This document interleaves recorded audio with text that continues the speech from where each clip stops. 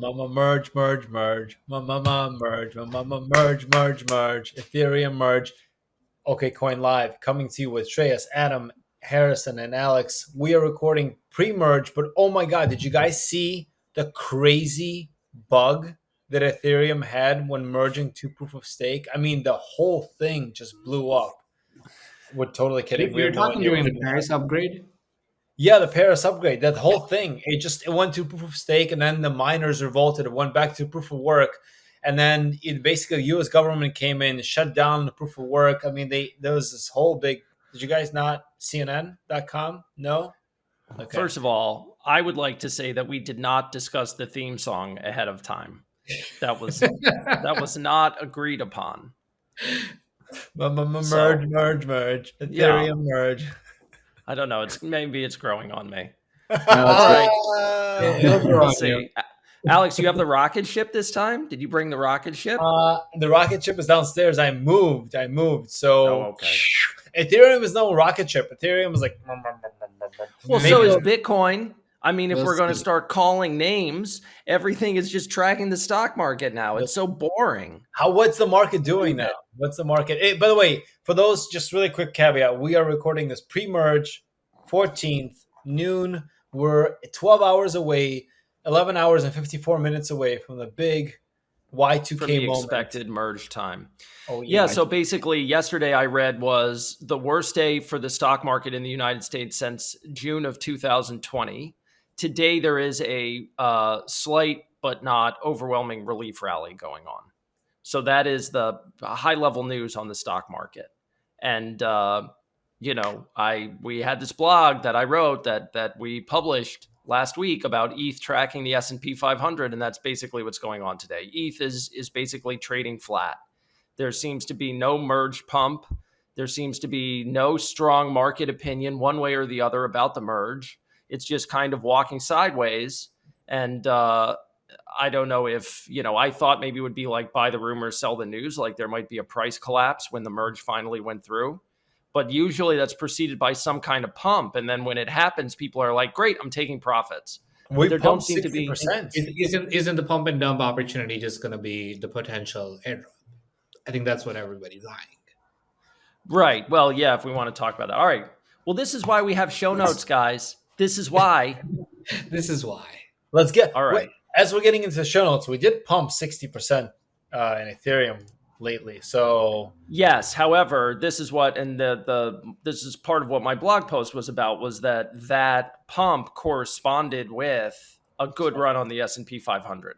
So hold on, let's just take a pause for a second. For people who haven't read your article, Adam, you wrote a beautiful piece in partnership with OKX for ETH and S&P 500. Why don't you give us like a 30-second roundup about that article first?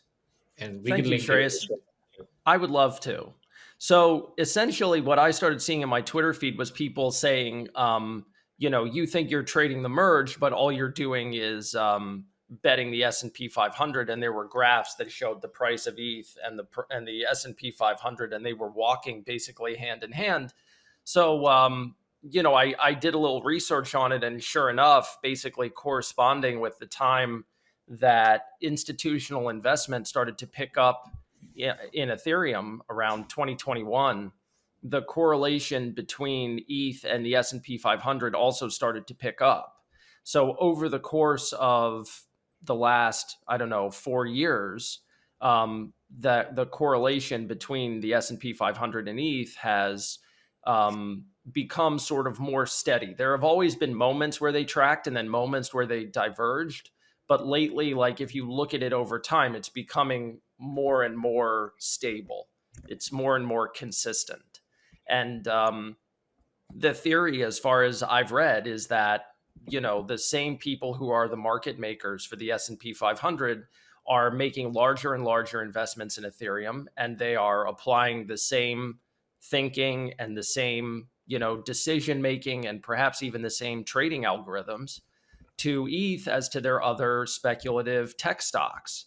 And as a result, ETH, that used to sort of chart its own destiny, now seems to be moving pretty closely with the S&P 500. In fact, it is more tightly correlating to the S&P 500 than Bitcoin is right now. So yeah, I knew Alex's face was going to go something weird like that. yeah, this is what you should have brought the rocket. So it's it's an interesting moment, and it's hard to tell what all this stuff means. And one of the things that I said in the blog post is like correlation does not prove causation. And so, I mean, maybe, but like the correlation is there. The number is there. Why it's happening is not 100% certain, but it seems like it's because of institutional investment. And yeah. I brought the rainbow flag for peace and love and unicorns for everyone. And on the back of this rainbow flag is a different rainbow flag. So basically, that's beautiful. It's all happiness everywhere. That's very cute. Maybe Ukraine, they should like zoom out on the flag and just do the whole rainbow instead of just the blue and the yellow. I'm telling you, let's see it all. Then it's like, guys, look, we're rainbow flag. Come on. Like, yeah, let's go. Good news, by the way. Congratulations. Very exciting news coming out of Ukraine. The counter offensive. I was reading Washington Post had first person reports. They said that Russian soldiers were dropping their guns and running away. So, yeah, man, I just want to say Mazel Tov. That's very cool. We'll see if it lasts. But thank you. I don't know, Adam. If you were reading Fox News yesterday instead of the Washington Post, it might have been saying the exact opposite thing. It's hard to believe anything coming out of Ukraine. That to me is confirmation. That's like if Fox is reporting the opposite. I know we're pivoting, but there was a great meme online I saw that said like it was like Putin. It was like everything is going according to plan. We are we are retreating. We're like effective retreat or something like that, or strategical retreat. Yeah.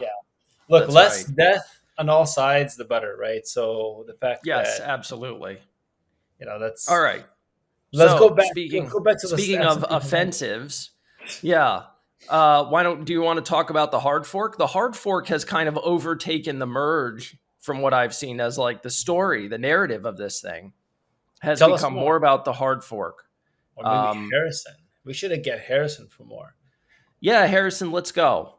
Give us the top line on the hard fork. Okay, you want to do it? What? Like, explain the hard fork in like 5 seconds, and then give us your take. So hard fork, that's it. That's all you need to know. That's a hard fork. That's a hard fork. When you come to a place in the road where there's 2 options, you have to choose which option you have to take it. For the ETH fork, you basically have to choose: do you want to be energy efficient, or do you want to let miners continue to mine? That's kind of basically what's happening. The ETH proof of work fork, there's a ton of miners that have been helping the Ethereum network operate since its inception. They're a little frustrated because now all of their income is gone, and now they're forking away.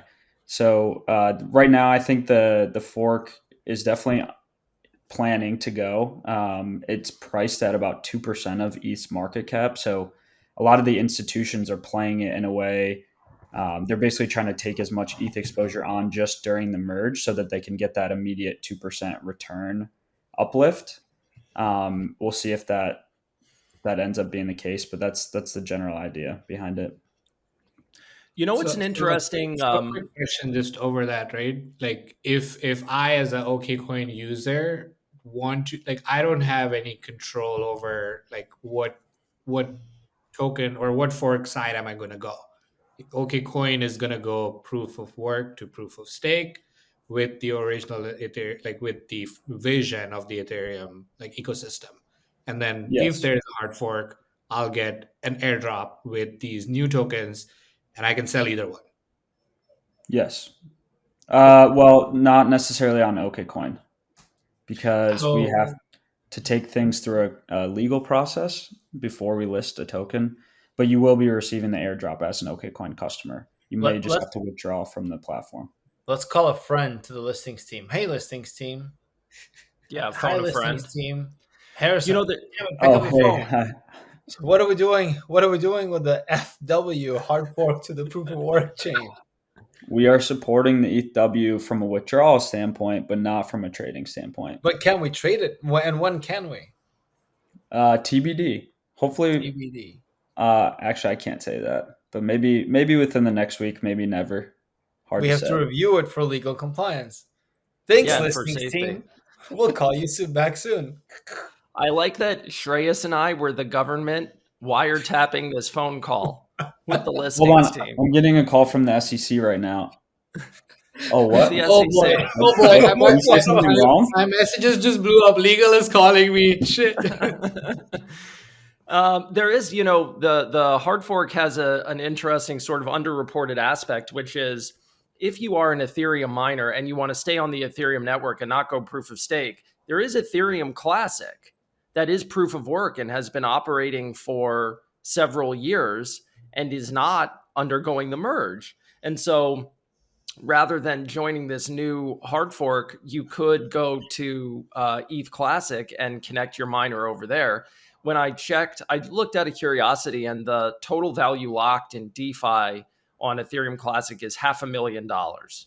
Woo! So yeah, it's not nothing, but like I think Ethereum's total value locked is like 30 billion. So Ethereum Classic has less. I have a question. Well, let me just say that in the last like week or two, the hash rate of Ethereum Classic has exploded. The network has gotten much stronger. So it seems like some of the miners who don't want to be on, Ethereum after it goes proof of stake are plugging their equipment in on Ethereum Classic and joining that network. So that's part of what's going on also. But yes, But Alex, please. Adam, we are in the crypto space. Anything old is not in vogue. They're going to go for the new and shiny things. Okay, well, then tell that to Bitcoin. Boom. Ooh. What's older than Bitcoin? Grass. Careful. Technically true. All right, Alex, regular please, your ledgers.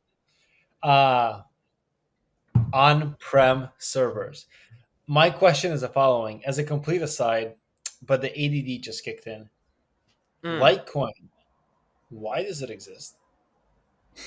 Litecoin? Yeah. No, it's I appreciate the question. I think it's an important question. It's not for this show. We're going to stay on track. We're going to stay on the rocket ship. This is out of syllabus. No, but he mentioned Ethereum Classic, and which is so. All jokes Well, aside, you know it's what? an interesting point. Right? No, it's it an is interesting. point. I mean, Yeah. well, Go it's ahead. interesting. Like, it's interesting when you think about. I was listening to the Blockworks Empire podcast with Jason Yanowitz, and we've done some stuff. OKX has done some stuff with them, so I can plug him. He's smart and he's good and he's nice. I'm +1 for Yanowitz. So he was doing a show where he was comparing the potential for the ETHW airdrop and that hard fork to some of the hard forks that Bitcoin underwent in like 2017, where there was like Bitcoin Gold, Bitcoin Diamond. There were like a bunch of different Bitcoins. There was like Bitcoin Mario Raccoon Tail. There was all sorts of different Bitcoin hard forks, and they were airdropping tokens into people's wallets if you held Bitcoin. And some of the tokens were scams, where when you tried to sell them, you actually interacted with a piece of malicious code that would like try to steal your keys or something like that. So I think when you talk about Litecoin, there is some history here with these very large sort of older blockchains that people try to use the name to hard fork and then airdrop tokens, some of which are legitimate projects and, some of which are like Craig Wright nonsense and some of which are just outright scams. That I think, frankly, if I could plug us, it is one of the reasons that if you're interested in getting involved with ETHW, do it on OKX or on OKCoin, because you will, you can be assured that the ETHW tokens that you have are legit ETHW tokens and not some sort of weird scam fake token that's trying to, get you to interact with a malicious smart contract. But Litecoin, one of these Bitcoin hard forks that seemed like a good idea at the time and since has seemed perhaps less so. So there you go. I tied it in for you, Alex. It was a beautiful tie-in, and you mentioned the Craig Wright lawsuit, which is going on right now against what was his name? Hodl Knot, I forget. Right? Yeah, I don't. I personally just really bristle at people who try to get famous by saying they're Satoshi. I find that just really offensive, where it's like, it's like saying you're Bill Gates. I mean, it's just revolting to me. Like, dude, go home. Except if you're I Bill mean, I saw Gates. a couple of those lawsuits. They just pop up every now and then. Yeah, Yeah, it's yeah. yucky. All Yucky, right. yucky is great. +1 for yucky. Uh, Yeah. but going back to the merge, guys. So it's above all of this. There's an interesting point, Adam, that you brought up about ETH Classic, and then Harrison, you brought up about the fact that it's old and not shiny and new. Um, I want to ask Shreyas this question because Shreyas, we talked about your posts, guys, and Harrison's written some things. Adams has written some things, some good things. But there's nothing quite like the silk that comes out on LinkedIn on Shreyas's posts, okay, about the crypto space. It's like a Hemingway with a Pat Conroy kind of combination. It's just this beautiful, beautiful crypto silk. So here's maybe the question for Shreyas is what do you? I mean, look, we're speculating here, right? We don't know anything that the broader market doesn't know. But what do you think will happen? There probably will be a fork, right? And we talked about the fact that people have a choice one way or the other. Miners don't really have a choice for Ethereum. Their choice is Ethereum Classic or this new fork, Ethereum Proof of Work fork, right? Or else they're out of business, quite literally out of business. So maybe we can just discuss or hypothesize here about, will miners go to ETH? Probably some will. How many? If not, what will they do with their mining rigs? Right? I actually don't know. Can the mining rigs be repurposed for other kind of mining? I think the chips are different than Bitcoin mining. Can they be repurposed for gaming? Because this actually has ripple effects for Nvidia and the gaming industry and so on. This is actually has pretty interesting tie-ins outside of just the actual crypto fork. So, Shreyas, any thoughts there? That's a very interesting question. Like, I have a mining rig myself, and I'm just like, I guess I'm just gonna shut it off after this. But let's see if I can plug that into some other networks. So I'm honestly not sure about what people are gonna do. But I feel if I'd have to bet like my money on, like, if I had a big mining rig that, I'm like churning at least 1 or 2 ETH every month, I'd probably go to ETH Classic or the hard fork.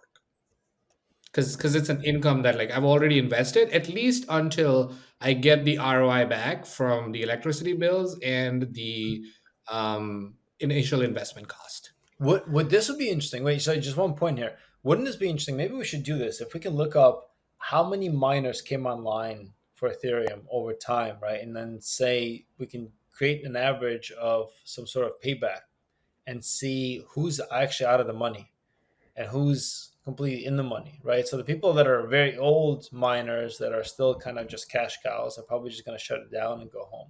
The new guys are going to try to find something. Maybe we can find the hash rate that needs to be moved, and we can, hypothesize what that hash rate of ETH will be, assuming that people will now go to Ethereum Classic. That could be an interesting exercise and see what the hash rate increase or decrease would be. Yeah. Adam, you already pointed out that the hash rate is like very high right now. Well, on Ethereum Classic, yeah, it's going up. I guess the question I have is like, I don't know if there is enough activity on Ethereum Classic to sustain everybody who wants to get paid for mining. You know what I mean? Like, the network's just not that busy. I don't think the rewards are going to be that high, or that spread out. I feel like, I don't know. But this is my question, Shreyas, because this is what I've been wondering for people who have Ethereum mining rigs. The merge, this update to proof of stake, has been talked about for years. So my attitude is kind of like, listen, you either knew or should have known that this was coming sooner or later, and you made the investment in the mining rig, and that's fine. But to say like, oh my God, there's a merge, we're going to proof of stake, you've blindsided us, we spent all this money. Like, what was your attitude looking at this coming down the road? Did you feel like, oh, they're talking about this, but it'll never happen? Or were you like, well, I'll get the mining rig when we upgrade, and then I'll figure out what to do? Like, how did you approach that? Yeah, that's pretty much where my head was. Like, I got mining rig not necessarily to make money, but more to understand how mining works. And That's cool. that Yeah. was the same reason why I got a Bitcoin node as well, just to understand like how the differences between a mining rig on Ethereum versus a validator node on Bitcoin, and like just how they work. So like my personal incentive is not financial, which is why I got it. I got some rewards out of it. And then I'm like, cool. Now we're going to a much eco-friendly place, which is better for the environment. I think is better for, well, whole different argument. But like in general, it's the vision is better. And I'm okay with that. I'm not like salty that, I spent Yeah. so much money that now everything's going to waste, because I got what I really wanted to get out of it. Yeah. Shreyas, do you know if like where you're running at right now with electricity costs, if you're profitable? Because one thing I've been reading is that it's not even profitable to mine right now because of increased energy costs and Yeah, Yeah, I've heard right that now increased with too. the activity. price of Ethereum, it's pretty bad. So my energy costs are like all over the place. But I'll tell you my friend's story. His electricity bill is 1,700 a month, and he makes barely one ETH. Ooh, All right. So Yes, he's maybe breaking even on a maybe good week. breaking even on a good week. Yes. Wow. Yeah, yeah. I did want to say to the point about Alex that you made about the graphics cards and stuff. A big part of the environmental impact of the mining is the actual like precious metals that go into making those graphics cards and the resources of building the rigs. And so, having this sort of relief of this large network no longer incentivizing people to go out and buy these rigs, it takes, in addition to the energy usage going down in the network, the elimination of the need to buy these big expensive mining rigs with like tons of graphics cards that have chips in them, is an environmental benefit as well. That's a Do big we piece of know this. how much does it contribute over a life?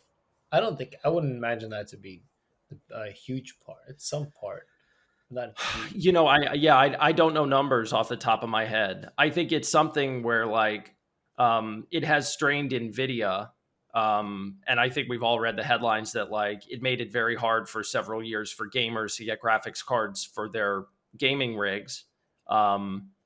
But in terms of like the actual impact on global precious metal mining, I don't have numbers on that. I've read in a general way that it's added a lot of pressure to all of that, but I don't know specifics. Alex, are you a gamer yourself? Based on your chair, I have a feeling you might be. I think Alex's Listen, chair looks more gaming. I am kick ass at FIFA 2006. I can play. Yeah. Oh yeah.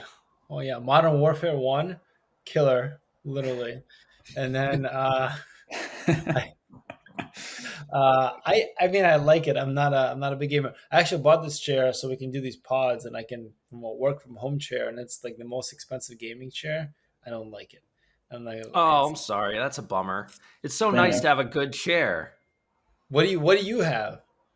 So this chair is made by, you want to see, I'll show you the whole chair. I got Yeah. this. Look at this thing. I got this. Yes. Oh, yeah. This thing.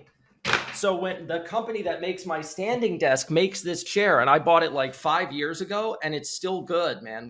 Look at this. Oh, that's Look at. Do you have that? Whoa! Oh, yeah. I have it locked, but I can Look, unlock it. this is I can- Ethereum pre-merge. This is Ethereum post-merge. Woo, baby! All the way back. It's over. We did it. Yeah. And for So those yeah, listening, this. we'll make sure to include Adam and Alex's affiliate links to their Amazon marketplace in the comments below. Hey, is this the Yeah, new? my- Is this the new? Is this the new All In podcast, guys? Are we the new besties? Are we gonna challenge them for prime Chair time? pod. We should have like when we have guests, we could be like, tell us about your chair. Let's start with Yes. Hey, I'm really proud about my standing desk and my treadmill. Okay. Yeah. I'm really so We proud get- about that. If we get someone with a walking desk, I think that would be a fun interview because I've That's never me. actually spoken to someone who has one of those. Okay, To have next, one of them? next meeting, Adam, you'll see me walking on a treadmill. It's Do you pretty really? funny. I go like this the whole time. Wow. And somebody's Yeah. like, "Are you walking?" I'm like, "Yes, this is me the whole time." I should get You know, one of those. You just could too buy a lazy. $5,000 walking desk, or you could just walk in place. It's walking. You know that there are Yeah, but walking walking in magazines? place would be ridiculous. Get a walking desk. I love how we went from the merge into a walking desk. to I think office we're all setup. like, we are all just kind of exhausted. Like I have been I was like writing late last night, woke up, and the first thing this morning was I had a message from Shreyas that's like, we're posting something in the next 10 minutes. Can you edit it? And I was like, well, let's try. So I'm Wait, sitting there. hold on. So that I think that's a great segue back into our topic. Adam, low alpha. Okay, yes. The merge, we're like 12-ish hours, less than 12 hours away. Merge happened. What's next? Is this the end?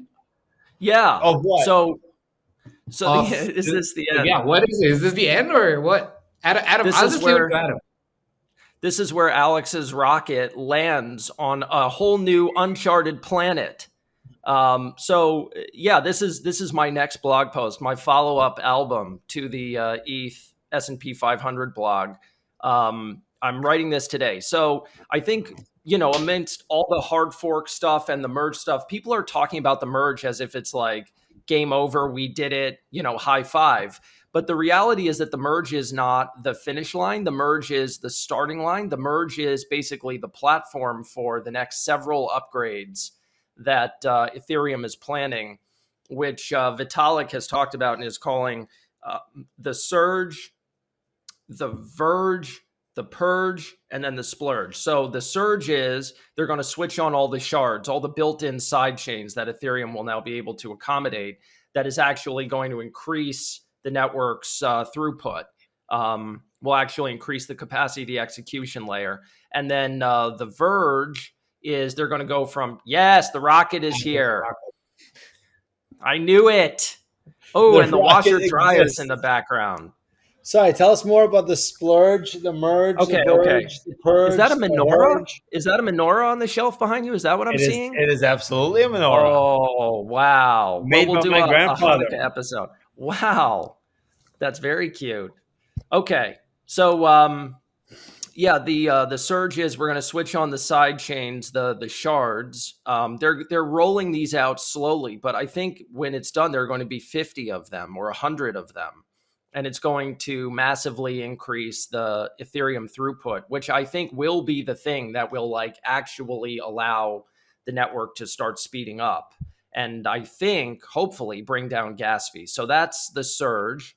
And then the verge is, and this is I'm going to have to get deep on this, but the what's that? You don't have to give away everything. Oh, okay. Well, basically, they're switching from Merkle trees to Verkle trees. If you know what that means, you're a better man than I. But it's basically like the algorithm, the actual algorithm that they use to process transactions, they are changing. And so it's supposed to be this new one uses less data, so it makes it easier to validate transactions. And so you need a less sophisticated computer in order to validate. And this is supposed to, number one, make the network even more efficient. And number two, make it less burdensome and less expensive for people to run validator nodes because the actual computation will be simplified. And then the purge is basically right now, if you have an Ethereum validator or Ethereum miner, you're supposed to keep the entire history of every transaction that Ethereum has ever processed on your machine. So every miner is responsible for keeping that entire ledger. And what they're going to do is offload the historical transactions, the older transactions, to a separate place so that not every computer on the network is required to keep that entire history, which will again reduce the pressure on the network and the pressure on the validators. to have bigger, more expensive machines. You can have a smaller, more lightweight machine to validate new transactions, and there will be separate machines whose job will be to keep the historical ledger. And if you need an old transaction, you can get it. It'll just take a little longer. So that's the purge. And then the splurge, I haven't read a detailed explanation of, but it's basically like once the network is up to 100,000 transactions per second, which is the goal, then a lot of fun stuff can start to happen. So I think that the merge people should really be looking at as step one. Like, we're getting to the starting line. This is the platform to leap off to do all of these subsequent upgrades that are the things that are really going to make Ethereum, like reach its full vision. So So you know that's what? what You should. Yeah, so I think like that whole explanation was fantastic, and I'll also like give you a plug for your research. Vitalik did a podcast with Bankless when he published that original paper, and he explained all of these in terms of like a city. So I think right. you'll find Yes. that analogy really interesting. Yeah, Alex Harrison, what are your thoughts? And also, like, where do you think layer two fits in all of this? Well, I was gonna. This has interesting implications on. This has many interesting implications, and my thoughts aren't fully formed, to be fair. But one implication on other layer ones that are competing with Ethereum and they always boast proof of transaction throughput, right? So what's going to happen? Because Ethereum, for all of its negatives, I'm a big Ethereum bull, but I mean negatives in terms of like high gas fees, low transaction throughput. That's why you have the Solanas, the Avalanches, blah blah blah blah blah. It has a tremendous network effects, and we all know that this whole space is a network effects story, right? Network effects, price goes. Yay! Right? Woo! It's this is an interactive kind of a show. We had rainbows and we have old, outdated rocket ships. Where's Elon Musk when he comes on the show? Hey, Elon, when you come on the show, we can do a new, good SpaceX rocket ship. Until then, it's Apollo 1 for you, sir. Yeah, And whatever. then He needs to start pumping a better coin if he wants a better plug on our show. I'm Shib, tired of this exactly. I'm Dogecoin telling you, nonsense. drop Doge and adopt Shib. Doge, Elon, Yeah, get a rocket real ship. coin. My God. Seriously. No, but here's an interesting. So the other one that's really taking off is Polygon, right? And Polygon, and why is it taking off? It's a layer two, to your point, Reyes, on Ethereum. Yeah, plus one. High, exactly right. High network. I'm a big fan of Polygon as well, right? How can you But how what can you not happens to mention the Polygon? latest thing that happened with Polygon? Who are they What? partnering with? Who are they partnering with? Oh, Did you I miss forgot. Is it American Express or I forgot who? It's American Express, right? Starbucks. Starbucks. That's what it was. Yeah. Starbucks' rewards program, Starbucks' Web3 move, which just got announced like this week, will be built Yep. on Polygon. That is insane. Yeah, that's a big No, get. it's Polygon, I'm telling you, is doing a lot of things right now. They're really, I like where their head is at. But what happens to Polygon? And is 100,000 per second enough? Because in look, guys, With mass adoption. What? With mass adoption, like there's going to be more transactions coming in. Exactly. Yeah, With mass well, I adoption, think 100,000 is not enough. Well, part of the purpose of these upgrades is to make the Ethereum network work better and faster and cheaper and more smoothly with layer twos. So we've already seen a lot of, I'll have to look at the numbers, but like there are billions of dollars now on layer two. There's, on Avalanche, on Polygon, on Optimism, on Arbitrum. Over the last few months, there has already been mass adoption on these chains. And I've played around with DeFi on a lot of them. The transactions are a fraction of a cent, 10 cents, 13 cents, much more reasonable than on Ethereum, where it's like, oh, you want to swap tokens? That's $20. Oh, you want to send some USDC? That's $50. So like the layer two is already working, and the merge in these upgrades are supposed to make it even faster and even smoother. And there are more and more of these things coming online. And so I think that a lot of the retail activity post merge and post these other upgrades are going to move to layer two. I think that ETH mainnet is going to end up being a playground for whales and for institutions who are like, we want to be on mainnet. We're fine with paying a big gas fee. It's a tax write-off for us. It doesn't hurt. people like me who are like playing around and having fun and moving small amounts of money and trying to catch a wave and make a little bit of money are all going to move up to layer two. Social media on Ethereum network is going to happen on layer two, where the transactions are cheap. NFTs, mostly layer two. I think most of like the retail activity will be on layer two. So yeah, I mean, layer two. Just a quick thing, like from my reading, what is going to be even more interesting is right now a lot of layer two is on optimistic rollups. Zero knowledge proofs is where, like, once vertical ZK. trades happen, ZK rollups are going to be even more That's efficient, correct. which is where the fun begins. And Polygon again announced a few weeks ago they've been Yeah. buying different protocols, and one of the things they bought is they have a zero Okay. knowledge protocol that works with EVM, right? So they have a ZK EVM that they're building. So my understanding is the holdup on zero knowledge proof, ZK Snark and ZK Stark, has been that you have to learn a custom programming language to write smart contracts that work with zero knowledge proofs, and it's a big pain. Most people don't know that language, and so it's held back adoption. And so the goal has been, can we make zero knowledge proofs that work with Solidity? And it's coming. And so Polygon's got one of those too.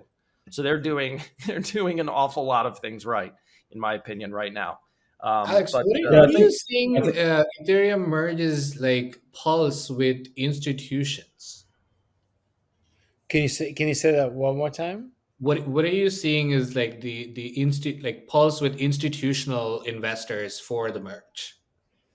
Yeah, I don't know if I have a good pulse on ETH. I mean, I institutionals on a higher level, and this is where Adam is going to just throw up a little bit in his mouth.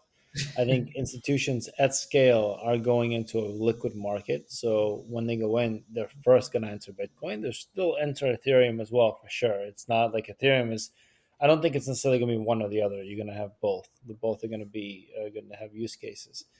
I don't know if serious institutional players are necessarily betting, hyping up or down the merge. I think it's a retail hype, and That we're seeing kind this of in the goes price. against Adam's research for the S&P 500, ooh. Well, I'll tell right? you what I read. I'll tell you what I've read Yeah, is there was an yeah, article in Decrypt a couple of days ago where they had someone from Bank of America that said, we think that post merge, there will be institutional interest in staking ETH and in sure. possibly running validator nodes, and that could bring Post, more institutional post. Now post. they're not interested in the upgrade necessarily in and of itself, like, oh, we should buy ETH because it's about to go proof of stake. I think those are a lot of words that people are not talking about on Wall Street. But like post merge, I think people grasp, like, if you tell them, well, you have to put it in, you have to put your money into DeFi, and these things get hacked all the time, and they're exceedingly complicated, and they're run by these convoluted governance mechanisms, by these corporation like entities called DAOs that don't even have addresses. It's a little bit like, we're not going to put $500 million into this thing and just hope it works out. But if you tell them, this is a massive blockchain that has proven itself over the course of a decade or so, and you can now stake your ETH to this network and get yield. And if you have cash on hand, this is a nice way to get a return on it. Yeah. That is the kind of investment that institutional players might be more interested in. So I Look, think we'll see. yeah. Look, Don't I think from a Wall Street perspective, right? There are different players even when we think institutions, there are different types. Banks and Wall Street players for sure would want to come in and do staking. Like Fidelity, I could see doing this, right? Or some of the other big banks. You're essentially obfuscating a service for your customers, business customers or retail, that is very hard to do, and there's a lot of value out there. From a investment standpoint, pension funds and so on, pension funds are not going to go and stake Ethereum. Pension funds are likely going to go in and buy Bitcoin. From a monetary perspective, right, the fact that you're going to have a lot of Wall Street or kind of TradFi players going and staking centralizes definitionally the consensus on Ethereum. And so from a global monetary perspective, what's going to win, I think, is Bitcoin. And ultimately, Bitcoin and Ethereum, they're like, back in 2017, Andreas Antonopoulos had this podcast. It was like, I think it was like the shark and the tiger or something like that. They're two different beasts. And I know I kind of brought it to Bitcoin, but it's an interesting perspective. I'm actually very bullish on Bitcoin because of the merge, because it's going to The clearly define difference. use cases. Exactly. Yeah. And both Yes. should exist. Yes. I One is agree. for monetary, one is for kind of traditional financial services, and we're going to see finance and tech merge. This is what it is. Blockchain is the first merge of finance and tech, right? And then the banks are going to go in, provide staking service, provide custodial services, and so on. That's very hard to do. Mining potentially in the longer run, 5 years from now or So, so. So so Alex, on that note, I just want to point out, like this weekend, didn't the news come out that Fidelity, Citadel, and Charles Schwab are building their own exchange? I Yep. just heard that. Kind of Yeah. point, Just like heard points that. out exactly what Alex is saying. Like they're not necessarily getting into mining, but like custodial services and basically on ramps. Yeah. I think, we'll see what they do with it. But I think that, obviously you would expect those guys would be able to go to other big banks and be like, listen, you can trust us. And they're going to take a big bite out of the institutional custodial business. but that's But also Harrison, what were you that's going to say? Go ahead. well, just on what you guys were talking about. That's also not them taking a view on the long term performance of crypto in general. It's just them taking a spread, similar to the rest They of just their want to businesses. capitalize on growing interest. Yeah. Yeah, exactly. And But Well, I will say, guys, like I will say, when a Fidelity goes in, let's think about Fidelity and Schwab, right? If it was Fidelity, Schwab, and who? I forgot the third. Goldman, I think. Goldman. So Goldman's kind of the odd duck out, and I'll explain to you why. Although I know, anyway, I won't say what I know, but I think Goldman's pretty bullish on crypto. It's not Goldman. It's Citadel. I just checked. Citadel, okay. Goldman is pretty bullish on crypto, but even Citadel is there for market making purposes, I think. So, but look, Schwab and Fidelity, they are incredible consumer retail investment names. They are going 401k. to bring in retail in a way that no one else, like we, Coinbase, and so on, are all these new, tech bros, on the block. These guys are going to bring in your Aunt Lucy, and Uncle Jack, who don't know what they don't know, but they trust Fidelity and their 401k advisor to automatically create their portfolio 2050 for retirement. right. That money that's going to come in 1, 2, 3% is going to this industry will explode in some ways, and it's going to primarily be Bitcoin and Ethereum. And then Harrison, to your point, look, I agree it's a spread, but I think inevitably it's a long-term play. Like, why is Starbucks on Polygon so important outside that they're choosing Polygon? And frankly, why was El Salvador so important for Bitcoin? They're forcing companies that are working there to create the rails to accept, Bitcoin in El Salvador's case, McDonald's and all these guys. Starbucks is going to be the first one to actually create Web3 rewards, Polygon or not. They're paving the road for others who have to follow suit. It's a prisoner's dilemma to follow suit, essentially, because if you don't, you're kept out, right? And so, if we believe, and I think we all have high conviction that once this macro environment runs its course, and maybe in a year or so, when the markets pick back up, we start seeing appreciation and adoption. It becomes a beautiful virtuous cycle of people having to come in. Flywheel. Exactly. A flywheel keeps on spinning, right? And even look, we talk about, for sure there's a huge correlation between the S&P and even the NASDAQ, although ironically it's the S&P has a higher correlation to crypto. Yeah, more than the NASDAQ, Yeah, which exactly. is weird. Yeah. But let's think about that, guys, for a second. It's a huge macro shock that investors like Paul Tudor Jones say they haven't seen in their lifetimes, and these are legends, right? Let alone us for Babies. besties too. But and crypto's holding up. Like, think about the drop, right? Bitcoin is still fairly holding up. Ethereum is fairly holding up, right? Yeah, of course, alts are going to shrink because you're pulling liquidity out of the system altogether. But Netflix is performing worse, right? Zoom is performing worse, and so on and so forth. So, Yeah. like, with all due Oh, God. respect to all the haters, like, Netflix just crashed more than Bitcoin and Ethereum. So let's put things into perspective, right? I feel pretty good about the industry all in all. No, I agree. All right. So we have 5 minutes left. I want to round back to the point you made a moment ago, Alex, about centralization post-merge, because we touched on this a little bit the last time we did one of these. And so I did more research. So right now, there are two things that are going on that I think are troubling for decentralization on Ethereum. Number one is that right now, 60% of validator nodes are controlled by 4 entities. Lido, the liquid ETH2 staking service, has 30% of validators. Coinbase has 15%. Kraken has 8%. Binance has 7%. That's 4 entities, centralized entities, that have 60% of the network.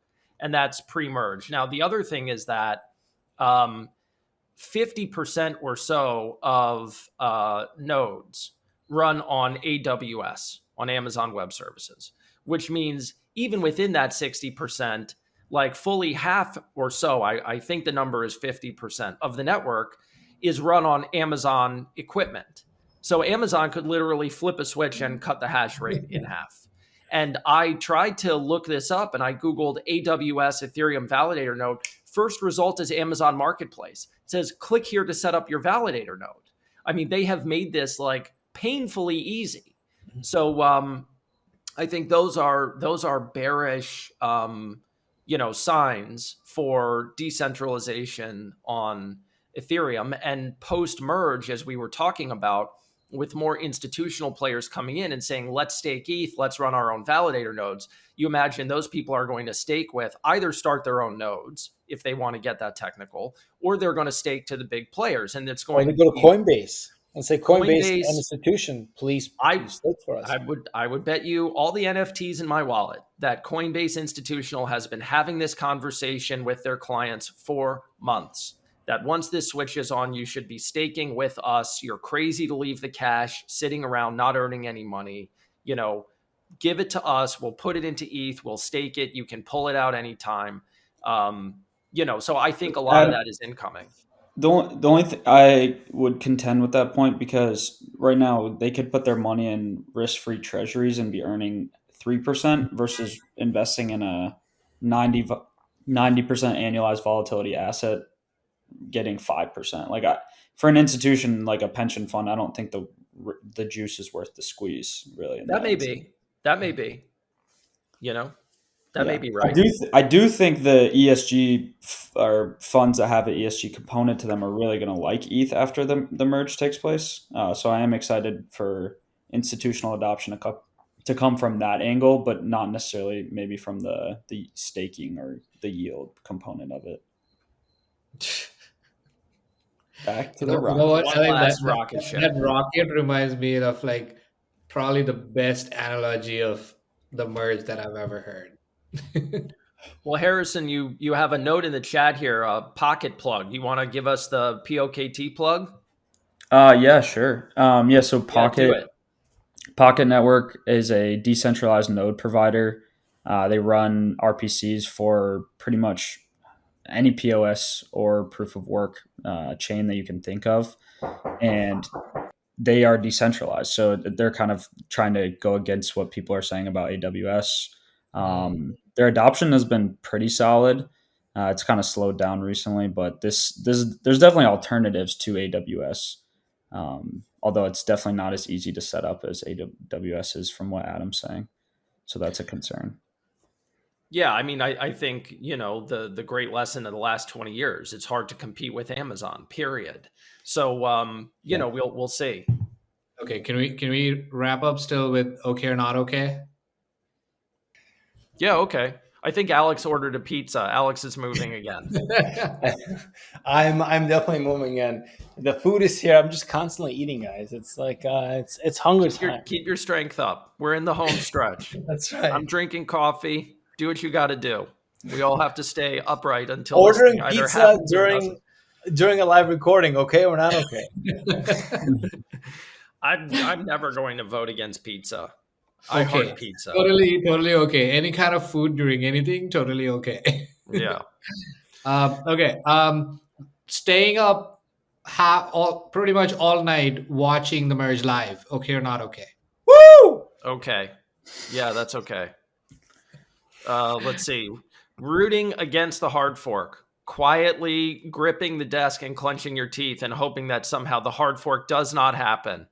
Okay or not okay? Not okay. Not okay? Support the miners, Adam. Support the miners. Listen, They've gotten us to this point. they are all welcome to go mine Raven coin. Okay. that's a okay for me. Yeah. I don't All root right. against anything in crypto. I'm a crypto for let's build some good stuff. What Well, about yeah, let's build some good stuff. what about pitching the merge for its energy efficiency benefits, but also having a treadmill in your house to walk on? Oh, I feel called out here. Okay. All right. Okay. I'll give you an think it's okay. okay. Too. That's I I think use it's my okay. wellness benefits from Okcoin. I think that's Shreyas's carbon offset program is he keeps the treadmill, but then he encourages other people to upgrade their energy efficiency. Carbon neutral. There you go. Yeah, there you go. Exactly. And All then- right, is that it? I think we're at time. Does everybody feel good? We feel good. Let's watch it. Let's watch the merge, the purge, the splurge, the The the sturgeon, the other urge. the The urge for the merge, basically. I have the urge Now we're to just making merge. up names. All right, besties, too.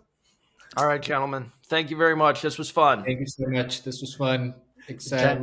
When we talk the next time, it will be post merge. It will be 99% more energy efficient. Oh, look at that. Save the whales. All right, guys. Later on.